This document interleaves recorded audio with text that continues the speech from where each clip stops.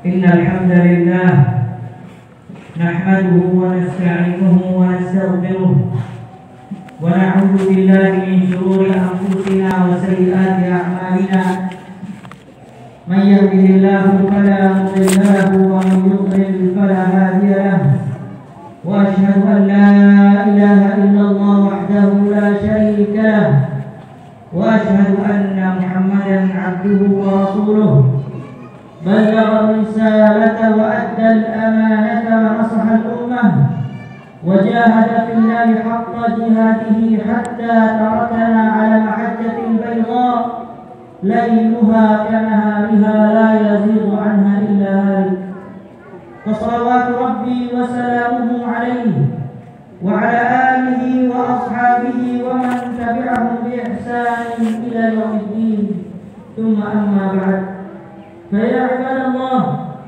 rahimani wa rahimakumullah jami'an. Sidang khutbah salat Id yang semoga dirahmati oleh Allah Subhanahu wa taala. Allahu akbar, Allahu akbar, Allahu akbar. La ilaha illallah, Allahu akbar, Allahu akbar, Allahu akbar walillahil hamd. Itulah lantunan zikir yang terdengar pada pagi hari ini di semua sudut kota yang dihuni oleh kaum muslimin. Mereka bersama-sama membesarkan, mensucikan, mengesahkan dan mentauhidkan Allah Subhanahu wa taala dan menjadikan ibadah hanya untuk Rabbnya Azza wa Jalla. Allahu akbar, Allahu akbar, Allahu akbar. La ilaha illallah wallahu akbar. Allahu akbar, Allahu akbar walillahil hamd. Itulah rangkaian zikir yang terdengar di setiap hari Id yang diucapkan oleh seorang mukmin keluar dari lubuk hatinya dalam rangka menjalankan perintah Allah Subhanahu wa taala dan menjalankan sunnah Nabi-Nya Nabi Muhammad sallallahu alaihi wa ala alihi wasallam. Allahu akbar, Allahu akbar, Allahu akbar. La ilaha illallah, wallahu akbar, Allahu akbar, walillahil hamd.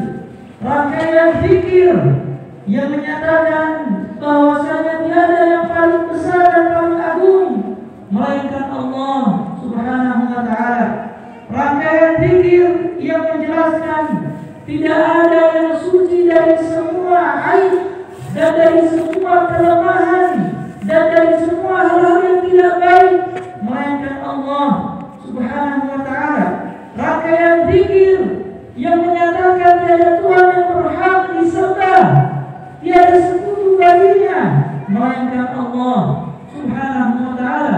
Rangkaian zikir tiada yang patut dipuja dan dipuji, disanjung dalam semua keadaan, baik dalam keadaan lapang maupun dalam keadaan sempit, dalam semua keputusannya, baik keputusan yang baik maupun tidak baik, melainkan hanya Rabbuna Allah Azza wa Jalla. Ibadallah rahimani wa rahimakumullah jami'an.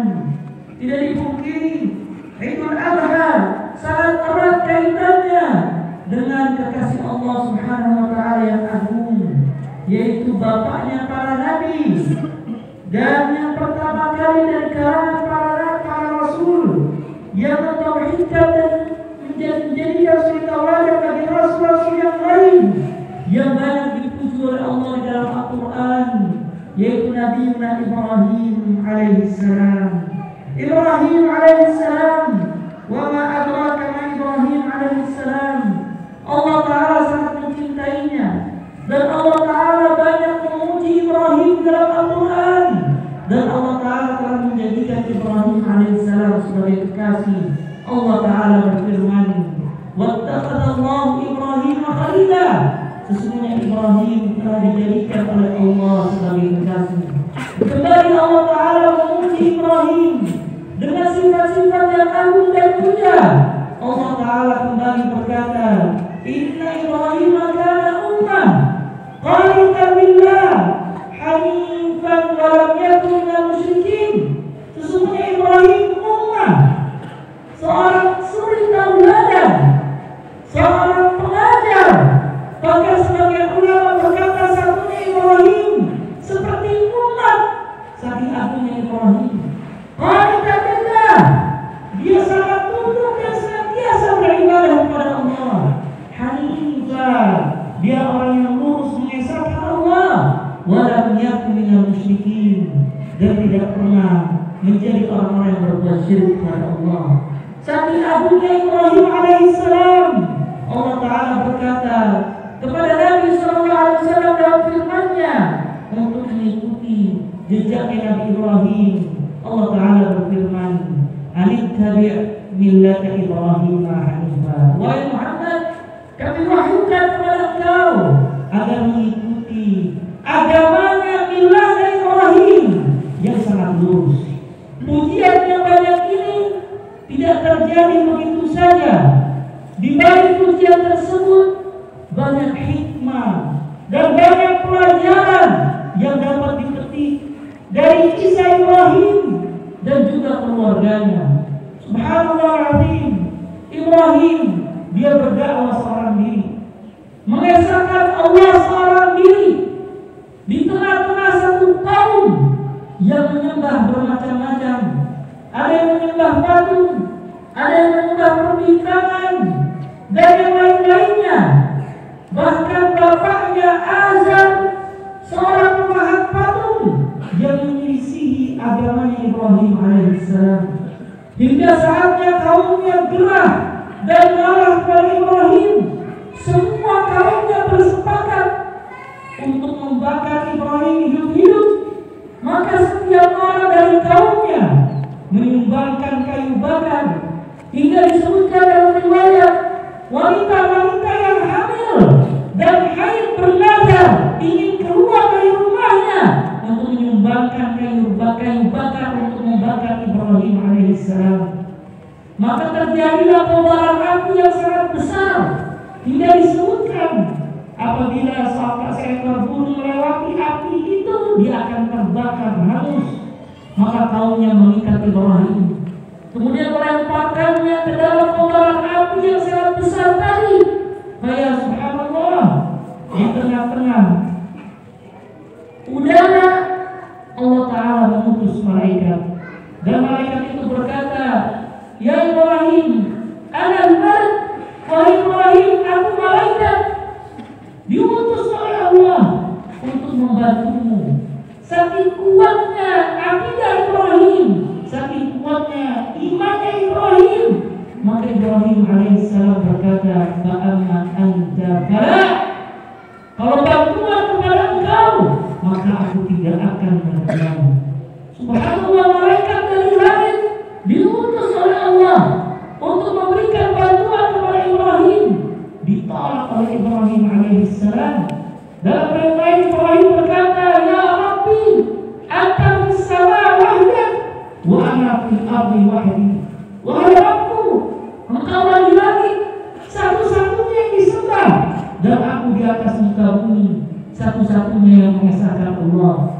Maka Ibrahim berkata pada saat itu, hasbiyallah wa ni'mal wakil, 'ala Allahi tawakkal. Cukuplah bagi aku Allah Azza wa Jalla, dan dia sebaik-baik penolong. Maka masuklah Ibrahim ke dalam kobaran api, dan Allah berfirman kepada api, ya nar kuni bardan wa salaman ala Ibrahim. Wahai api, jadilah keselamatan dan dingin buat Ibrahim alaihissalam. Ibnu Abbas radhiyallahu ta'ala anhu berkata, kalau seandainya Allah mengatakan hanya dingin, niscaya Ibrahim akan mati kedinginan. Namun Allah berfirman, bardan wa salaman, dingin dan keselamatan buat Ibrahim alaihissalam. Maka api pada saat itu di seluruh dunia menjadi dingin. Mukjizat besar yang Allah berikan kepada Ibrahim. Keluarlah Ibrahim dari kobaran api tersebut. Tidak ada yang terbakar melainkan tali yang mengikat kedua tangan dan kedua kakinya. Kaumnya sangat kaget hingga bapaknya Azar berkata, ni'mat Rabb, Rabbuk ya Ibrahim. Senikmat-nikmatnya Rabb engkau wahai Ibrahim. Ya subhanallah, ini menunjukkan tawakal yang sangat tinggi, menyandar kepada Allah yang sangat tinggi, tidak butuh bantuan makhluk, sedangkan yang memberikan bantuan bukanlah manusia. Malaikat dari langit ditolak bantuannya oleh Ibrahim, bukan karena kesombongan dan keangkuhannya, namun Ibrahim tidaklah menyandarkan pada saat itu, melainkan kepada Rabbnya Azza wa Jalla. Maka seorang mukmin kekuatannya ketika dia menyandar kepada Allah, keberkahannya ketika dia bertawakal kepada Allah, kekuatannya ketika dia tidak berharap hanya kepada Rabbnya Azza wa Jalla. Allah Ta'ala berfirman, wa 'ala Allahi fatawakkalu in kuntum mu'minin. Hanya kepada Allah kalian bertawakal kalau kalian benar-benar beriman. Dan Nabi SAW bersabda kepada Ibnu Abbas, "Idza sa'alta fas'alillah, wa idza ista'anta fasta'in billah." Apabila kamu minta tolonglah kepada Allah. Dan apabila kamu minta bantuanlah hanya kepada Allah. Ibadallah, rahimani wa rahimakumullah. Tidak hanya di situ ujian yang Allah berikan kepada Ibrahim. Allah Ta'ala kembali memberikan ujian kepada Ibrahim alaihissalam. Ibrahim dengan usianya yang sangat tua, diriwayatkan sudah sampai kepala 6 sekitar 60 tahunan, dan dia belum diberikan anak keturunan. Maka Allah Ta'ala memberikan keturunan lewat istrinya Hajar, seorang anak yang menjadi seorang nabi yang bernama Ismail alaihissalam. Maka seorang ayah yang menginginkan anak keturunan dan diberikan ketika usia sudah tua, hati sangat bergantung kepada anak tersebut. Cintanya sangatlah besar dan harapannya sangatlah agung. Namun Allah Ta'ala ingin di dalam hati Ibrahim tidak ada kecuali Allah Subhanahu wa Ta'ala. Ketika Ibrahim alaihissalam mulai condong kepada Ismail alaihissalam, maka Allah Ta'ala menyuruh Ibrahim untuk menaruh Ismail bersama ibunya Hajar di kota Hijaz yang sekarang Makkah, satu kota pada saat itu tidak ada rumput dan tidak ada kehidupan, tidak ada sumber minuman dan makanan.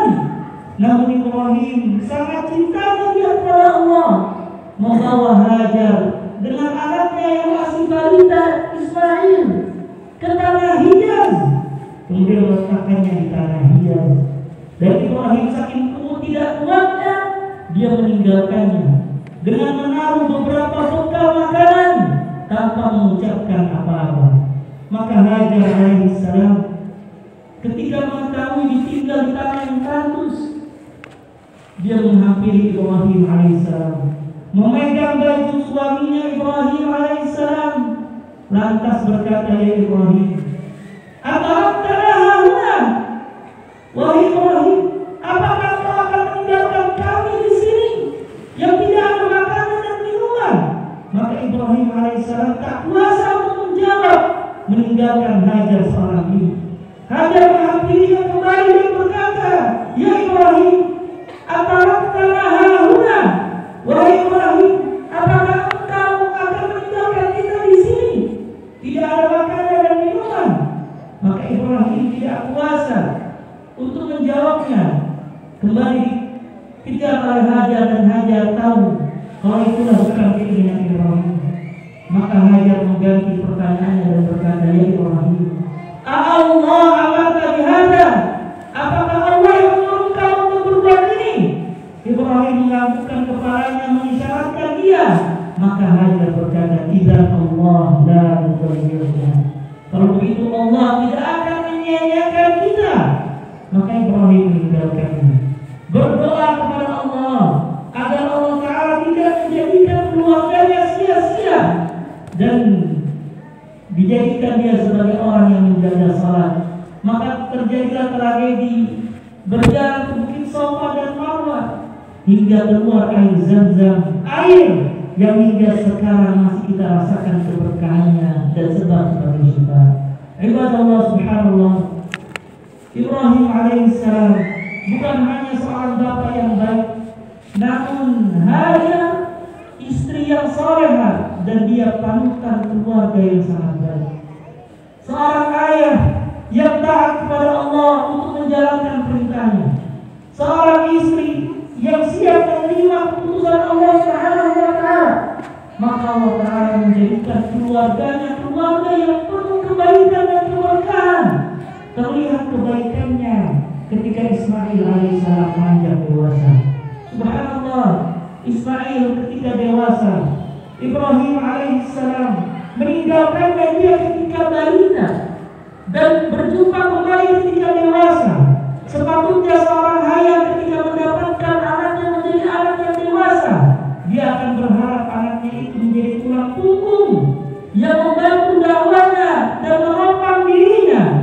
Namun Ibrahim tertidur dan melihat dalam mimpinya Ibrahim alaihissalam memilih Ismail alaihissalam.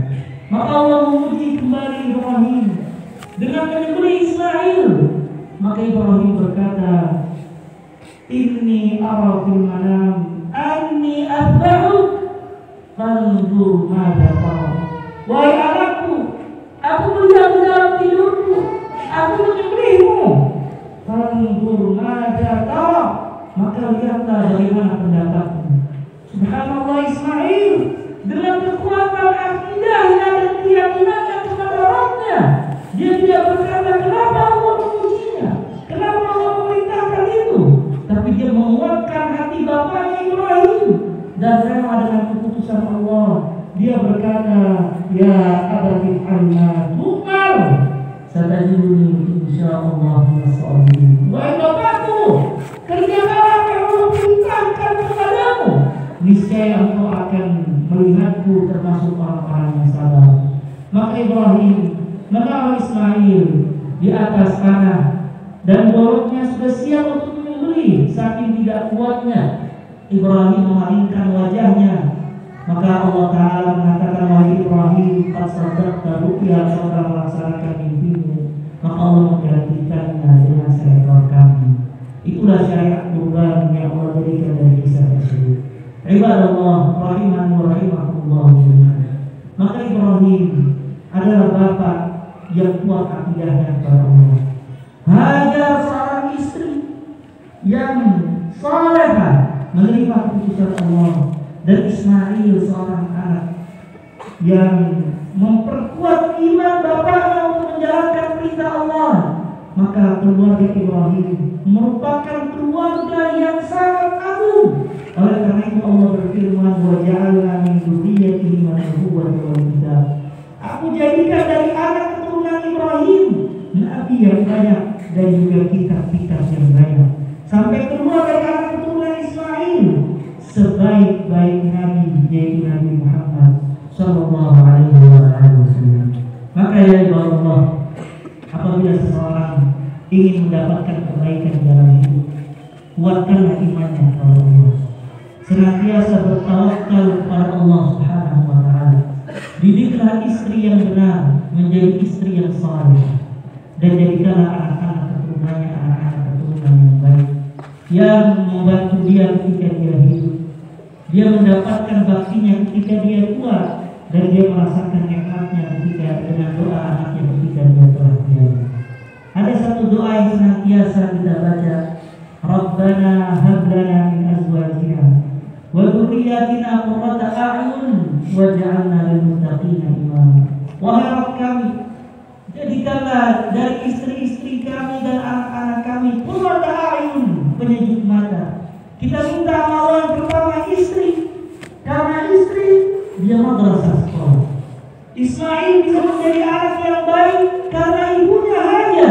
Ibunya rela ditinggal di tanah tandus dan sabar. Maka Ismail sabar ketika disembelih oleh bapaknya. Maka istri yang baik merupakan nikmat yang agung. Kemudian anak keturunan yang baik, anak keturunan yang nikmat yang agung. Allah berkata, qurrata a'yun, penyejuk mata. Imam Qurtubi mengatakan seorang lelaki tidak ada penyejuk matanya melainkan dia mendapati istri dan anak-anaknya semuanya baik. maka kita doakan istri yang baik. Kemudian kita doakan anak-anak yang baik penyejuk mata. Tinggal seorang ayahnya, mana doa tersebut? Penutupnya disebutkan waj'alna lil muttaqina imama. Jadikanlah kami pemimpin buat orang-orang yang bertakwa. Maka doa ini mengisyaratkan apabila seseorang ingin istrinya baik, anaknya baik, maka dia seorang bapak yang pemimpin mesti baik. Apabila istrinya ingin bertakwa, anaknya ingin bertakwa, maka dia mesti menjadi pemimpin orang yang bertakwa. Apabila dia ingin istrinya salat dan anaknya salat, maka dia harus menjadi pemimpin orang yang salat. Apabila ingin istrinya akhlaknya baik dan anaknya akhlaknya baik, maka waj'alna lil muttaqina imama. Jadikanlah aku pemimpin orang-orang yang bertakwa. Semoga khutbah yang singkat ini bermanfaat. Pelajaran dari kisah Nabi Ibrahim alaihissalam, kita memohon kepada Allah Subhanahu wa taala agar Allah taala memberikan kepada kita ilmu yang bermanfaat dan amal saleh. Allah taala menjadikan kita hamba-hamba Allah yang taat dan bertakwa. Allah terima seluruh amal ibadah kita. Allah taala jadikan keluarga kita keluarga yang sakinah, mawaddah, warahmah. Dan Allah jadikan anak-anak keturunan kita anak-anak yang saleh dan bersaleh. Dan kita memohon kepada Allah Subhanahu wa taala agar Allah membenahi para pemimpin kita, menjadikan negara kita negara yang penuh keberkahan, kebaikan, baldatun thayyibatun wa rabbun ghafur. Dan kita memohon kepada Allah Subhanahu wa taala agar Allah mengabulkan Islam dan kaum muslimin dan membinasakan orang-orang kufar dari kalangan musyrikin dan ahli kitab. Dan kita memohon kepada Allah Azza wa Jalla agar Allah menolong saudara-saudara kita di Gaza, mengangkat semua kepedihannya, menjadikan negaranya aman, menerima syuhadanya, menerima orang-orang yang wafat di jalan Allah, mengayomi janda-jandanya, dan menolong yatim anak-anak yatimnya, dan menjadikan negaranya negara yang makmur, negara yang adil, negara yang aman dan bebas dari penjajahan. Allahumma shalli ala Muhammad wa ala ali Muhammad kama shallaita ala Ibrahim wa ala ali Ibrahim innaka Hamidum Majid. Wa barik ala Muhammad wa ala ali Muhammad kama barakta ala Ibrahim wa ala ali Ibrahim innaka Hamidum Majid. Allahumma ighfir lil muslimin wal muslimat wal mu'minin wal mu'minat al ahya'i minhum wal amwat innaka sami'un qaribun mujibud da'wat ya rabbal hajat ya afdal aqwal ya arhamar rahimin. Allahumma ya muqallibal qulub tsabbit qulubana ala dinik wa ya musarrifal qulub sarrif qulubana ala ta'atik. Rabbana la tuzigh qulubana ba'da idh hadaytana wa hab lana min ladunka rahmatan innaka antal wahhab. Rabbana hab lana min azwajina wa dhurriyyatina qurrata a'yun waj'alna lil muttaqina imama. Rabbana ighfir lana wa liwalidina warhamhum kama rabbayana shighara. Rabbana atina fid dunya hasanah wa fil akhirati hasanah wa qina adzaban nar. Wassalamualaikum warahmatullahi wabarakatuh. Maka di akhir khutbah saya mengatakan taqabbalallahu minna wa minkum fi du'a wa antum bil khair. Assalamualaikum warahmatullahi wabarakatuh.